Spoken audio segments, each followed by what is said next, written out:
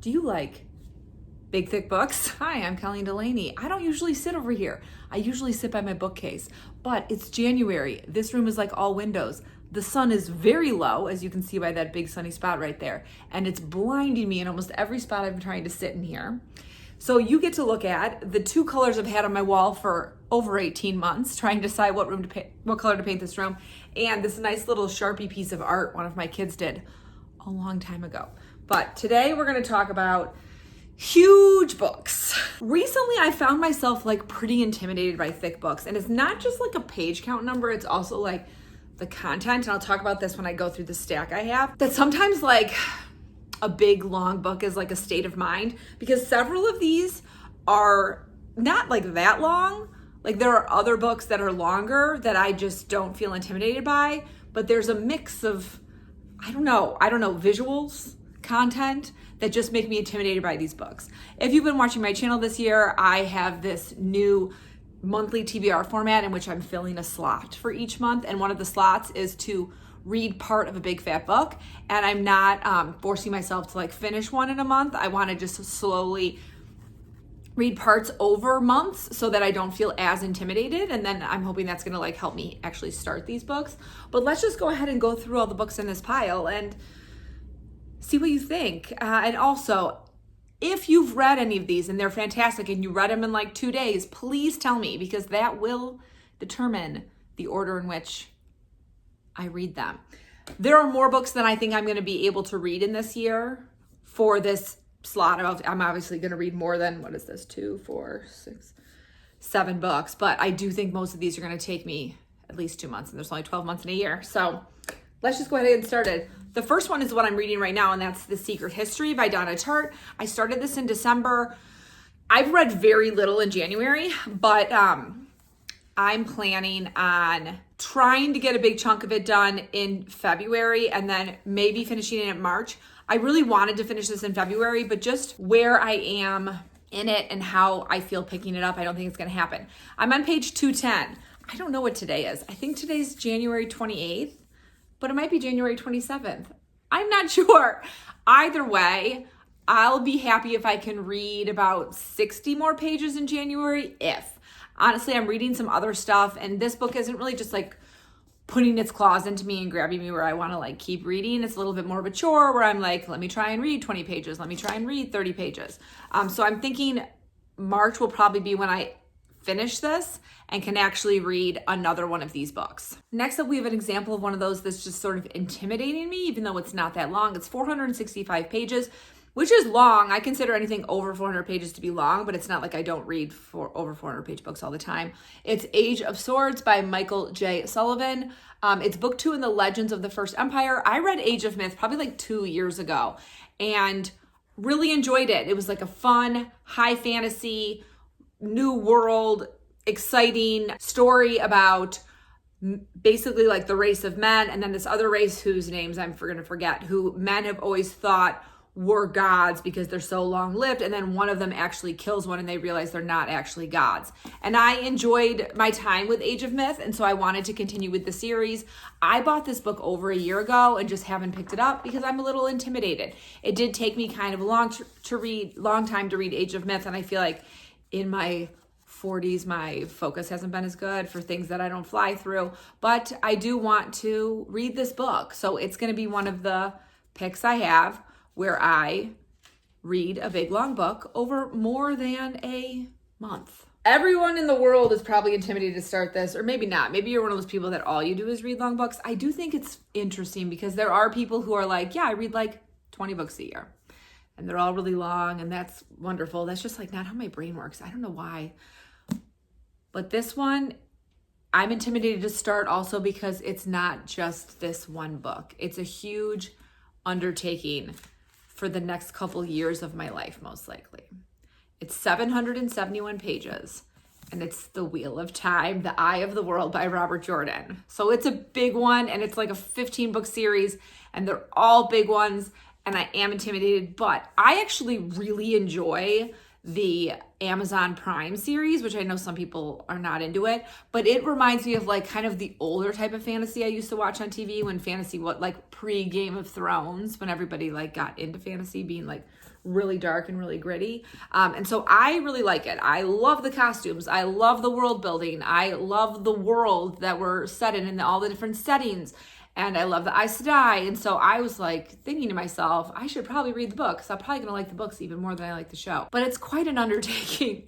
So this will be one that is definitely going to be more than 2 months, I assume. I think this is probably going to be like a 3 or 4 monther, or who knows, maybe I'll start it and just be obsessed and not be able to put it down. I don't know. Next, I have a book that's been on my TBR since 2020. I bought this because I remember exactly. My aunt gave me a gift card for my birthday for like May 2020, like when we were in hard lockdown. And I bought myself a bunch of books that I wanted to read. And this one I picked up once, but then put it down because it was like not the right time for me mentally to read it. Oh, I've got an envelope in it as a bookmark.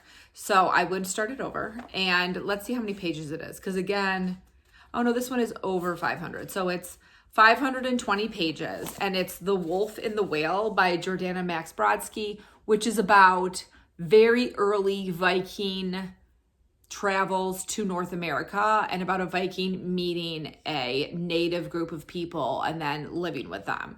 But I think it's also fantasy, that it's not just historical fiction. Oh yeah. Blends Inuit and Norse mythology into an epic adventure in the frozen Arctic 1,000 years ago, which sounds really interesting and good. So I do want to read this. I'm going to be super honest. I don't know if this book is necessarily going to be one that I pick up this year, because when I think about when I'm going to want to read a adventure in the Arctic, I feel like January, February, but I'm not going to finish The Secret History in time to start this. And I'm not going to make myself read multiple of these at the same time. That would just stress me out. So this might be one that's more like an early 2026 pick if I continue on with this TBR situation I've got going on. Okay, so we talked about ones that are really not that long. This one is only 403 pages, which is not long at all. And I do think I'll like this book. I read the first 12 pages, which was the first chapter, and liked it, but then I decided to read something else. And it is definitely more of like an autumny book. Not that I don't read witchy books all year round, but it's Night of the Witch by Sarah Rash and Beth Revis.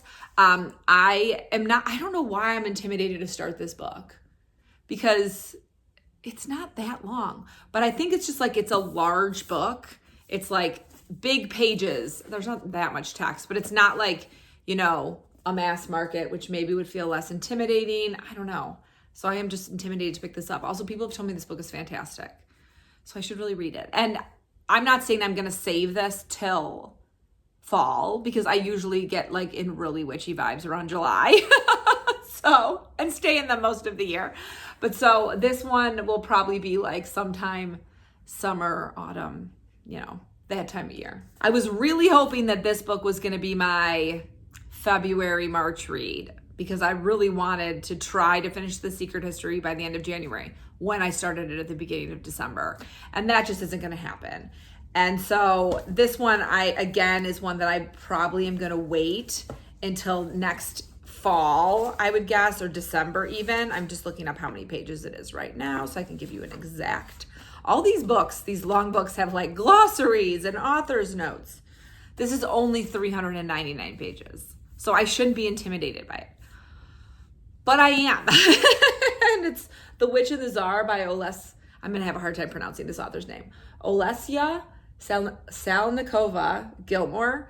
And it's high fantasy, Russia, Baba Yaga, wintry, 16th century Russia. The Tsar Ivan the Terrible is in charge. And I think I will like it, but I'm also just kind of intimidated. Maybe because I've read Anna Karenina and I've read Crime and Punishment. Those are the two main long Russian pieces of literature I've read. I haven't read War and Peace, so it's just those two. And those were really intimidating reads. And I understand that this is not that. This is not a classic piece of literature. This was published not like recently, but pretty recently. Let's look at the publication date. 2022, so 3 years ago. I'm just intimidated by it. I don't know. If you've read this, in the comments, tell me, don't be intimidated by it. Or tell me, be so intimidated. And then lastly, I have my big long book that I am going to read next, I'm pretty sure. So finish The Secret History. The next one I'm going to read is So Many Partings by Kathy Cash Spellman. My aunt gave this to me as a present when my babies were like so little. And she said, I love this book. I know you have no time to read something like this, but just put it on your shelf and then read it when you have time. It's 525 pages, and I've had time, but I've just never picked it up. This year, in like November, one of my cousins, who's not that aunt's daughter, came over and she was like, oh my gosh, that aunt gave her this book too, and she loved it. But she was like, I read it such a long time ago, I don't really remember what it's about. We're the same age. She said she probably read it like 15, 20 years ago. And so this is going to be the one I'm going to read. Also partially because this is historical romance about both Ireland and America and Irish American immigrants, and that really interests me, being descendant of one and living in a very, very, very Irish American area of the United States. I just also feel like after The Secret History, I need one that's like a little bit more not The Secret History, which this is not The Secret History. So that's why I'm going to read So Many Parties next, and hopefully I'm going to love it. But with the time it's taking me to read The Secret History, I feel like I'm probably not going to actually pick this up till April, which is maybe perfect. Maybe this will be perfect for spring. So there you have it. Those are the 7 big, thick books that have been on my TBR that I want to get some done this year. I mean, if I'm being completely honest, then I do The Secret History in 3 months. I do So Many Parties in 2 months. Then maybe I do Night of the Witch in 2 months. How many months are we at? 3 plus 2 is 5 plus 2 is 7. I'll have 5 more months. And then maybe I'll read The Wheel of Time for 5 months. I don't know. I'm not going to finish all of them, but I do think I'm going to be able to get like a good chunk done, which is what's important. Now, if you made it to the end of the video, thank you so much for making it this long. What intimidates you about books? Do you love big, long books? Do you hate big, long books? Are you like, I like short books? Are you like, I only read books over 450 pages?